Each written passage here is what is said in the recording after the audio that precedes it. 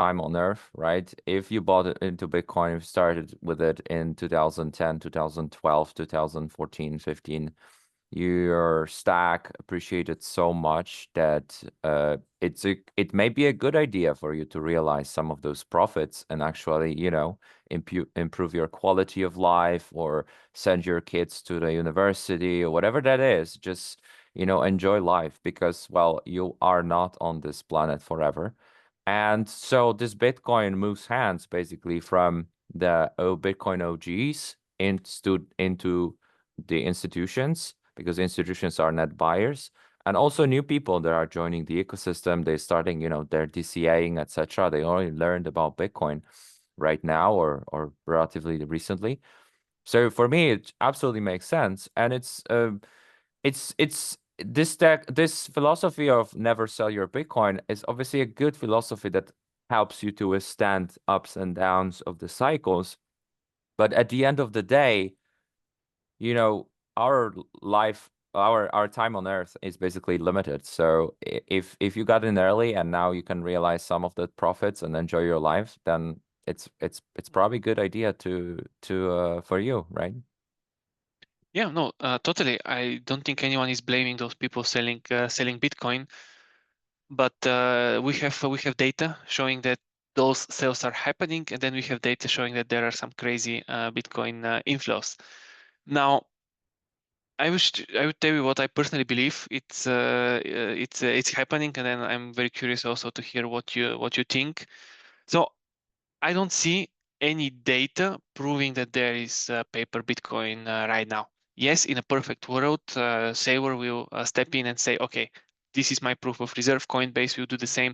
Pretty much every ETF using different centralized custodians, they are going to show proof of reserves. Unfortunately, they are not doing this, but this is not the reason to believe that paper Bitcoin exists.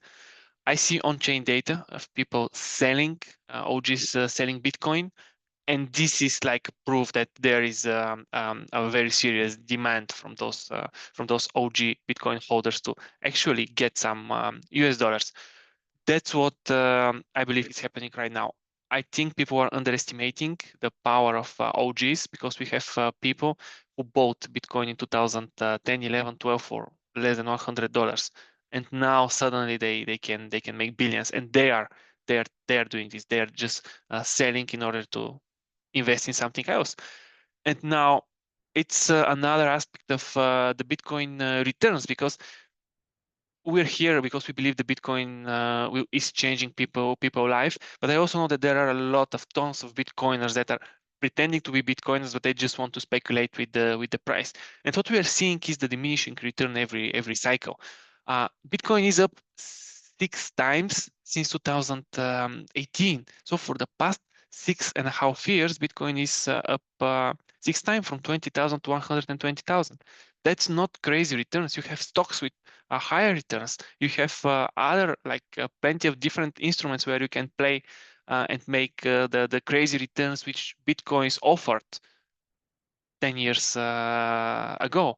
And those people, I believe, are realizing this. They know that the volatility of Bitcoin is not going to be as high, and they just decide to diversify their holdings with other probably exciting for them financial instruments, maybe stocks, maybe currencies, maybe real estate.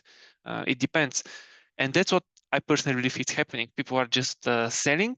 They're diversifying. They know that the Bitcoin is not going to offer those crazy returns which they used to offer 10 years ago, and that's like the normal flow of capital for every let's say asset which is getting more and more adopted from people, and it's completely fine for me.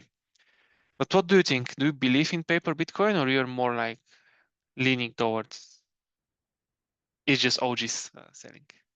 No, I think the incentives in the system are structured in a way where it's very tempting to start issuing any paper, Bitcoin, any IOUs, any synthetic exposure, because basically, unless you're showing the proof of reserves and one-to-one, you can manipulate the market in and then issue more paper or more instruments then you have the underlying collateral. Now, in terms of, you know, what MicroStrategy is doing, Smart Strategy, you know, apparently they are all highly over collateralized, right? So I don't think they are doing that at all. But I'm pretty sure there are players in the space that are doing this and basically giving you a perception of this is a real Bitcoin where it's not. And, you know, the problem for the systemic risk is that when this happens all across the system, when almost everybody is doing this and people, you know, they're competing in issuing more and more paper, that's where the real problem comes. Because, you know, if you have like a concert with 1,000 seats and you sell 5,000 tickets for the same concert, you know, someone is not getting it. And it's better not be you, right? So that's why this whole situation has been problematic. And also looking at the history, that's why in the 80s we had so many bank runs, right? Because bank is telling you, okay, I'll take your gold. I'll give you this gold certificate, whatever that is. I'll give you that paper gold.